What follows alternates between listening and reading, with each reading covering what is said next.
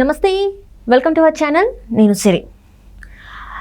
మనం రీసెంట్ టైమ్స్లో అయితే ఏపీలో ఎన్నికలు చూసేసాం. అందరికీ ఎవరెవరికి ఏ మంత్రి శాఖ అనేది కూడా ఇవ్వడం జరిగింది. అన్నీ కంప్లీట్ అయిపోయినాయి. అయితే ఇక్కడ ఏంటంటే గత ప్రభుత్వం అంటే అపోజిషన్లో ఉన్నప్పుడు, కూటమి అపోజిషన్లో ఉన్నప్పుడు అయితే చాలా వరకు హామీలు అయితే ఇవ్వడం జరిగింది. ఇప్పుడు గెలవడం కూడా జరిగింది.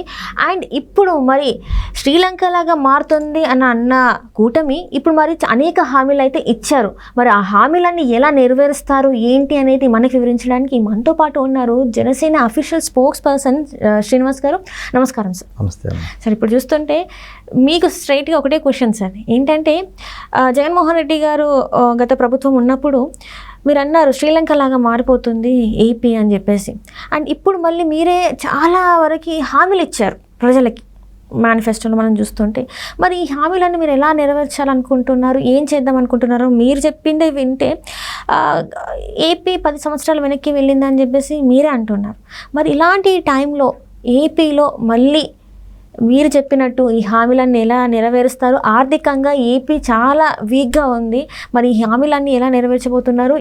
మీ ప్రణాళిక దీనికి సిద్ధం చేసుకున్నారు? ఒకటి శ్రీ, ఏపీ అంటే ఏ అంటే అప్పులు, పి అంటే పప్పు బెల్లాల కింద మార్చేసాడు జగన్మోహన్ రెడ్డి.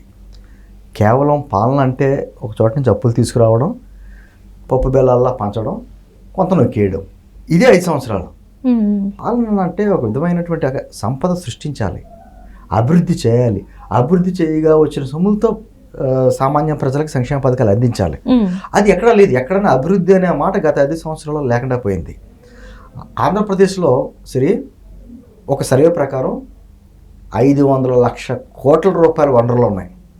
ఏదైతే అంటే వినియోగించుకోవడం తెలియాలి ప్రభుత్వాలకి. 937 కిలోమీటర్ల ఇంచుమించు మా సముద్ర తీరం ఉంది. కష్టపడే మనసుతో ఉన్నటువంటి ప్రజలు ఉన్నారు. అద్భుతమైన వనరులు ఉన్నాయి. అంటే సంపద సృష్టించాలి, ఆదాయాలు పెంచాలి. సంపదకి ఆదాయానికి వ్యత్యాసం కూడా జగన్మోహన్ రెడ్డి తెలియదు. సంపద సృష్టించాలి, ఆదాయాలు పెంచాలి. అదే సందర్భంలో బయట నుంచి అనేక మంది పారిశ్రామికవేత్తలను ఆహ్వానించి ఇక్కడ పరిశ్రమలు పెట్టి పెట్టుబడులు పెట్టించి వాళ్ళకి రాయితీలు ఇచ్చి తద్వారా యువతకు ఉపాధి అవకాశాలు కల్పించాలి. ఆటోమేటిక్గా ఆదాయాలు పెరుగుతాయి, సంపద సృష్టిస్తారు. అది చేసినాడు అసలు మనం వేరే రాష్ట్రానికి వైపు కూడా చూడవలసిన అవసరం లేదు. అది జరగల. గత 5 సంవత్సరాలు కూడా దోపిడీ, వనరుల దోపిడీ, అవినీతి, ఎక్కడికెక్కడ అవినీతి. ఒక విధమైనటువంటి ఒక పారిశ్రామికవేత్తని పిలిచి ఇక్కడ పెట్టుబడి పెట్టించేటువంటి పరిస్థితి లేదు. వచ్చిన పారిశ్రామికవేత్తలను కూడా తవరేశారు. అమర్రాజా బ్యాటరీ ఎటువంటి సంస్థ అది? అవును సార్. దాన్ని తవరేశారు. కార్ల సంస్థ కియా మోటార్, దానికి అనుబంధంగా ఉన్నటువంటి సంస్థలన్నీ బయటకు వెళ్ళిపోయినాయి. ఏదైనా ఒక పరిశ్రమ వస్తే దానికి అనుబంధంగా చాలా చిన్న చిన్న పరిశ్రమలు ఏర్పడతాయి. అనేక మంది ఉపాధి దొరుకుతుంది. అది మానేసాడైనా. అది మానేసి కేవలం ప్రతి మంగళవారం అప్పులు. మీరు చూడండి, గత 5 సంవత్సరాలు అప్పులు చేయని మంగళవారం లేదు. మంగళవారం అంటే అప్పులు చేసే వారం మాట. ఇంకా అంతే. ఆ రోజు 2,000 కోట్లు, 3,000 కోట్లు, 5,000 కోట్లు ఎంత ఇస్తే అంత తెచ్చేయడం, మళ్ళీ ఉద్యోగులకు జీతాలు ఇవ్వడం. ఇదే పరిస్థితి. ఈ రోజు నిజంగా అవినీతిని అరికట్టి జాగ్రత్తగా వనరులను ఉపయోగించుకుని, సముద్ర తీర ప్రాంతం ఉంది కాబట్టి అక్కడ మనకి ఒక పక్కన వ్యవసాయం, అదే సందర్భంలోని ఆక్వాకల్చర్, రెండింటి మీద జాగ్రత్తగా వాళ్ళకి ఇవ్వాల్సినటువంటి రాయితీలు ఇవ్వడం, వాళ్ళని ప్రోత్సహించే కార్యక్రమాలు చేయడం. ఇదే సందర్భంలో పక్కన మనకి అద్భుతమైనటువంటి పారిశ్రామికవేత్తలు ఇక్కడికి వస్తారు. ఆ పారిశ్రామికవేత్తలు ఆహ్వానించి వాళ్ళకి ఇవ్వాల్సిన రాయితీలు ఇచ్చి ఇండస్ట్రీస్ డెవలప్ చేసుకుంటే ఆటోమేటిక్గా అక్కడి నుంచి యువకులకి ఉపాధి అవకాశాలు దొరికితే పక్క రాష్ట్రాలకు వలస వెళ్ళకుండా ఇక్కడ ఉంటారు. అంటే ఇటువంటి కార్యక్రమాలు చేస్తే మీరు ఆటోమేటిక్గా మీరు అన్నారు చూసారా, మీరు ఎలా ఇస్తారో శ్రీలంకలో అయిపోద్ది అన్నారు. ఈరోజు అద్భుతంగా మనం ప్రజలకు ఇవ్వడమే కాకుండా, ప్రజలకంటే మీకు 5 కోట్ల మంది ప్రజలకి ఇవ్వక్కర్లా ఈ సంక్షేమ పథకాలు తీసుకునే వర్గాలు ఉంటాయి. ఆ వర్గాలకి చేయూతనిచ్చేటివే సంక్షేమ పథకాలు. వాళ్ళ కాళ్ళ మీద వాళ్ళు నిలబడేలా చేయాలి. అంతే తప్ప వాళ్ళ ప్రతి నెల ప్రభుత్వం ఏమి ఇస్తుందని చెప్పి ఎదురు చూసేలా ఉండకూడదు.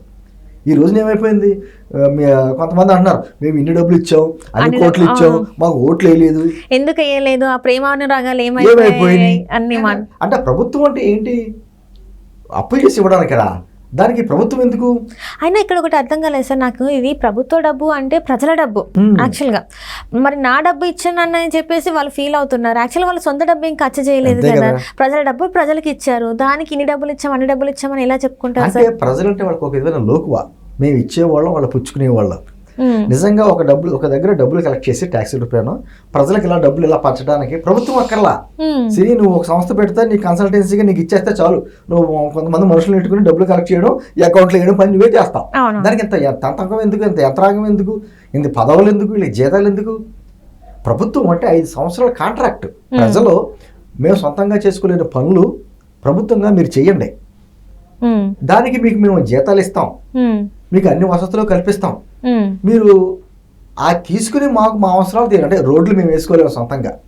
అదేవిధంగా మాకు ఏమైనా ఇష్యూస్ వస్తే కోర్టులు ఉండాలి, ఇవన్నీ ఉండాలి, పోలీస్ స్టేషన్లు ఉండాలి, శాంతి భద్రతలు కాపాడుతాయి, ఇవన్నీ ఉండాలి. ఇవన్నీ ఉండాలంటే ప్రభుత్వంగా మీరు చేయాలి. మాకు మంచినీటి తాగునీటి వ్యవస్థ మాకు ఏర్పాటు చేయాలి. ఈ ప్రభుత్వం చేయవలసిన పనులు ఇవన్నీ. లక్షల కోట్ల సంపన్నుడైనటువంటి అంబానీ కూడా తను ఎక్కడికి వెళ్తే అక్కడికి తను రోడ్డు వేసుకోలేడు, ప్రభుత్వం వేయాలి.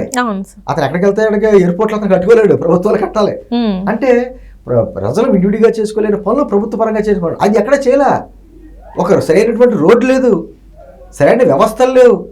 అటువంటిది ఈ రోజున అన్నీ చక్కగా చేసుకుని మౌలిక సదుపాయాలు పెంచుకుని సరైనటువంటి పరిశ్రమలు ఇక్కడ రప్పించుకుని, అదేవిధంగా మనకు ఉన్నటువంటి వనరులు అన్నీ వినియోగించుకుని సముద్ర తీర ప్రాంతంలో అంతా మార్కెటింగ్ వ్యవస్థ అన్నీ జాగ్రత్తగా చేసుకుంటే, అవినీతిని అరికడితే అద్భుతంగా మీరు ఇచ్చే పథకాలని ఇంకా దాన్ని రెట్టింపు ఇవ్వచ్చు.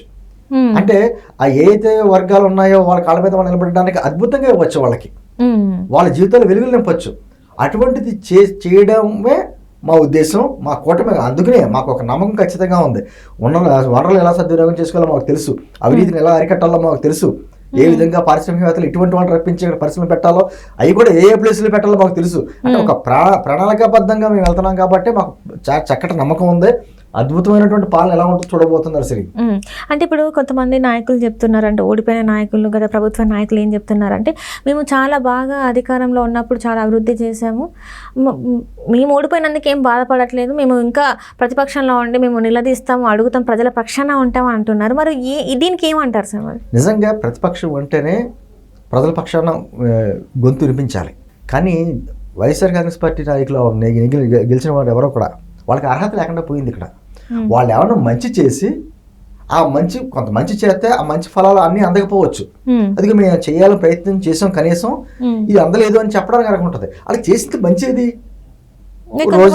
రోజా కూడా మాట్లాడుతుంది, నాకు అర్థమైంది. రోజా కూడా మాట్లాడుతుంది, మనం ఎందుకు సిగ్గుపడాలి, నిజంగా మా అన్నకి ఎందుకు సిగ్గు, మా అన్న మంచి అధికార పాలన బాగా చేశారు అంటే కనీసం సిగ్గు లేకుండా వ్యాఖ్యలు చేస్తుంది రోజా. ఆవిడ ఏం చేసింది? టూరిజం మినిస్టర్ చేసింది ఆమె. ఎక్కడ టూరిజం డెవలప్ చేసింది చెప్పండి? మనకు అద్భుతమైనటువంటి ఎన్ని ఉన్నాయి ఉత్తరాంధ్రలో కానీ, మనకి రాయలసీమలో కానీ దేవాలయాలు, అద్భుతమైన దేవాలయాలు ఉన్నాయి. కొండలో కోనలో టూరిజం డెవలప్ చేసుకోవచ్చు, సినిమా షూటింగ్స్ చేసుకోవడానికి అద్భుతమైనటువంటి ప్లేసులు ఉన్నాయి. ఎంత డెవలప్ చేయొచ్చు? రికార్డింగ్ డ్యాన్సులు చేసింది ఆమె. ఆ రికార్డింగ్ డ్యాన్స్ చేసి ఆవిడకి ఎట్లా అర్హత ఉందో మళ్ళీ మమ్మల్ని ప్రశ్నించడానికి? ఈరోజు టూరిజం మినిస్టర్ కూడా మాకే వచ్చింది, జనసేనకి, కందుల దుర్గేష్ గారు. ఎలా ఉంటుందో టూరిజం ఏ విధంగా డెవలప్ చేసుకోవాలో చూపిస్తారు. నేను అంటుంది, ఒక వ్యక్తిని విమర్శించే అర్హత మనకు ఉందా లేదా కూడా వాళ్ళు ఆత్మపరిశీలన చేసుకోవాలి. వాళ్ళు చేయకపోగా దోపిడీ చేసుకుంటూ వచ్చి ఆల్రెడీ రోజా గారి మీద కొన్ని ఆరోపణలు వస్తున్నాయి. ఆడుదాం ఆంధ్ర పేరుతోటి దాదాపు 100 కోట్ల స్కామ్ ఏదో జరిగిందని చెప్పి, ముందు అటువంటి స్కామ్ లో నిజం కాదని సిగ్గుపడకుండా నిరూపించుకోమనండి. దృష్టి అక్కడ పెట్టాలి. ఇది కాదు, ఖచ్చితంగా అద్భుతమైన డెవలప్మెంట్ అంటే ఎలా ఉంటుందో చూడబోతున్నారు మీరు. Right sir, right. Thank you so much sir.